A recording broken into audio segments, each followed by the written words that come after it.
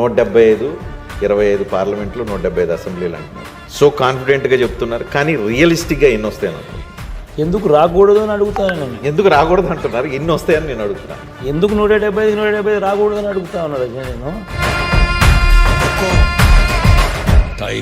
So including Kuppam, including Mangalagiri, why not, even Pithapuram, why not, why not 175కి 175, why not.